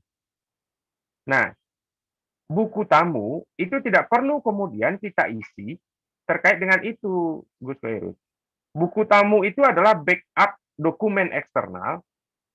Artinya begini, ketika dokumen internal itu diragukan oleh pihak APH atau pihak inspektorat berkaitan dengan keberadaan kita, ini contoh ya, di form bimbingan itu Gus Khairul menyampaikan pada tanggal sekian, jam sekian, Gus Khairul bertemu dengan Kades, gitu ya. Lalu kemudian Gus Khairul menyampaikan di situ, ini loh 1, 2, 3 yang saya sampaikan. Lalu ditandatangani oleh Gus Khairul sendiri, lalu ditandatangani juga oleh Kades. Kalau dokumen itu diragukan, maka buku tamu itu bisa menjadi penguat. Oke, ini kan dokumen yang Bapak punya, misalnya taruhlah begitu, kalau penyidiknya agak nyeleneh misalnya gitu ya. Ini kan dokumen yang sampean punya gitu. Bisa aja dibikin-bikin sendiri kan begitu ya.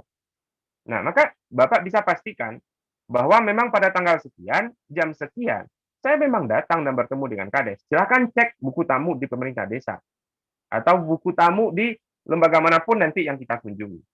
Itu hanya alat bantu. Tetapi jangan di buku tamu itu diisi terkait dengan substansi permasalahan. Cukup kita berkunjung, itu aja. Lah, kalau di buku tamunya nanti dibilangin persoalannya di situ, itu kan dokumen yang nanti setiap orang datang bisa baca. Nah, ini yang saya maksud tadi, bagaimana kita harus menjaga kenyamanan, harus menjaga supaya pihak yang kita dampingi itu jangan merasa tertekan dengan keberadaan kita. Itu kan salah satu strateginya.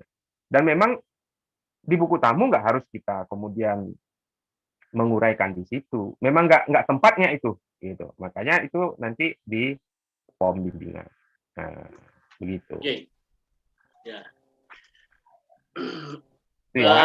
Mungkin kalau di buku tamu itu kan tujuan ya, tujuan maksud dan tujuan datang, namanya buku tamu. Kalau bukan buku permasalahan mungkin bisa dipegang dibuka atau diulas di situ. Oke, karena waktu kita sudah di jam 10 lebih, Bang Max, closing statement? Satu lagi Pak, yang perlu saya sampaikan. Oke, monggo. Ya, tadi buku bimbingan sudah, buku kunjungan sudah sebagai pengaman bagi TPP untuk menghadapi masalah. Tapi yang perlu diperhatikan, buku tamu juga sudah diisi sama kita, namun di rumah kepala desa itu ada CCTV yang menunjukkan saat kita mau pulang, kepala desa ngasih amplop ke kita. Itu juga perlu dihati-hati.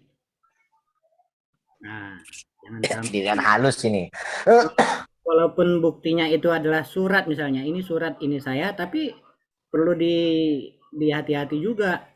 Jangan sampai sengaja dia ngasihkan surat itu yang di dalam amplop, nah, dia bisa berargumentasi lain.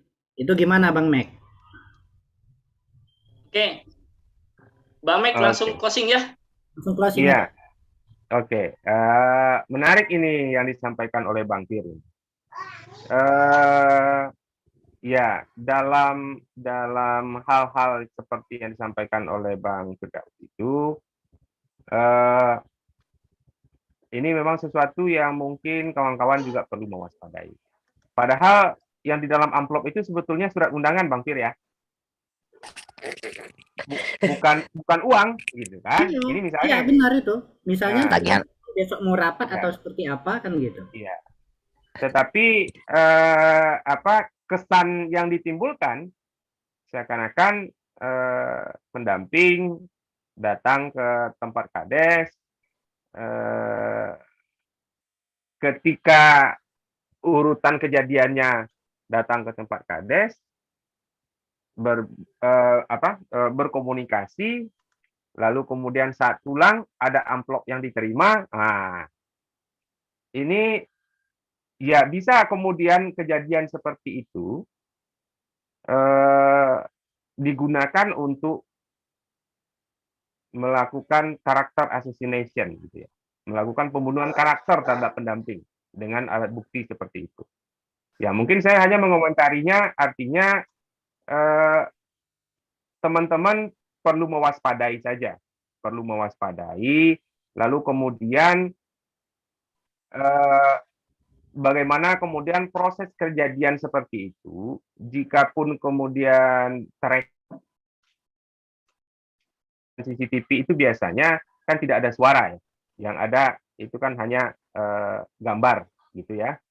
Maka tips, nah ini tips mungkin yang bisa saya berikan, kalau menerima amplop dalam posisi kita tahu itu direkam oleh direcord oleh CCTV, ada baiknya teman-teman membuka amplop itu, melihat isinya, baru setelah itu pergi.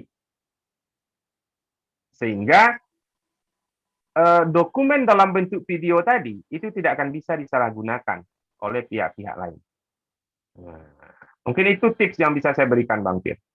Kecuali kalau benar-benaran uang yang diterima ya, itu kalau dibuka amplopnya di situ bunuh diri. Tapi kalau itu undangan, biar nanti nggak disalahartikan bahwa kita terima amplop, nanti jangan dikira uang. Ada baiknya pada saat amplop diterima, amplopnya dibuka, ya ini apa nih Pak Kades? Oh undangan, oh ya dibuka, dilihat, oh itu kan bisa kemudian terekam di CCTV bahwa ya amplop yang kita terima itu adalah surat undangan. Itu mungkin tipsnya menghadapi kejadian-kejadian seperti yang disampaikan Bang Fir. Menarik, itu betul. Bisa kemudian posisi seperti itu nanti akan menyulitkan teman-teman TPP itu. Nah inilah enaknya kita berdiskusi ya, sharing pengalaman, sehingga kemudian hal-hal yang kemudian tidak terpikirkan oleh kita, akhirnya kita tercerahkan gitu. Dan terima kasih nih Bang Fir mengangkat apa ya, kesannya sepele ya, tapi kalau teman-teman menghadapi proses seperti itu bisa kelabakan juga. Kenapa? Kita di posisi yang sulit itu menjelaskan, sulit untuk membela diri. Apalagi kalau kemudian kadesnya ngaku, Pak, memang benar waktu itu Gus Khairus datang ke saya ini, saya ditekan ini, harus melakukan ini. Kok Gus Khairus? Ya kira-kira gitu ya. Saya ditekan ini, harus melakukan ini. Ya akhirnya waktu itu ya saya kasih sangu. Bukti saya ngasih sangu itu, nah muncullah video tadi kan. Video tadi ada proses kejadian yang terekam dalam CCTV yang memperlihatkan Kades itu menyerahkan amplop ke Gus Khairus. Tapi karena tips yang saya sampaikan tadi nggak dilakukan, itu susah Gus Khairus memantahnya. Tapi kalau misalnya terima amplop yang isinya undangan, lalu kita buka, itu artinya rekaman CCTV itu tidak akan bisa digunakan untuk mendiskreditkan, untuk kemudian membunuh karakter kita, atau untuk kemudian kita menjadi pihak yang menjadi kambing hitam dari persoalan itu. Terima kasih kawan-kawan. atas kesempatan yang diberikan. Saya mungkin bukan pihak yang ahli dalam bidang hukum. Saya hanya orang yang mencoba untuk berbagi dengan kawan-kawan. Mudah-mudahan apa yang kawan-kawan bagikan ke saya itu juga menambah pengalaman saya. Dan apa yang saya tahu mudah-mudahan juga bisa menambah penguatan kepada teman-teman. Terutama hal ini setidaknya menjawab keresahan Cak Itong dan kawan-kawan, betapa minimnya advokasi, betapa minimnya kemudian pembelaan yang dilakukan oleh jenjang TPP terhadap kawan-kawan yang menghadapi persoalan hukum. Terkadang terkadang PD dan PLD ketika berhadapan dengan persoalan hukum itu tidak ada pihak yang kemudian membela, tidak ada pihak yang kemudian menguatkan, bahkan terkesan tidak ada kepedulian sama sekali dari keluarga besar kita di TPP terhadap persoalan-persoalan yang kawan-kawan hadapi di lapangan. Setidaknya saya sangat berharap forum diskusi kita ini bisa membantu, bisa sedikit banyaknya bisa menjawab bahwa ada pihak-pihak yang peduli. Artinya, kalaupun mungkin di tempat teman-teman bertugas, proses-proses advokasi tidak dilakukan oleh tingkatan di atasnya, minimal forum ini bisa kita jadikan forum kita bersama seluruh TPP untuk saling membantu, saling mengisi, saling mengingatkan agar proses-proses hukum yang dihadapi oleh TPP maupun oleh dampingan kita bisa kita sama-sama carikan solusinya, bisa sama-sama kemudian kita cari jalan keluarnya, dan mudah-mudahan di kesempatan-kesempatan yang lain tidak tertutup juga kemungkinan, walaupun ini judulnya konsultasi, tentu kawan-kawan juga bisa memberikan masukan.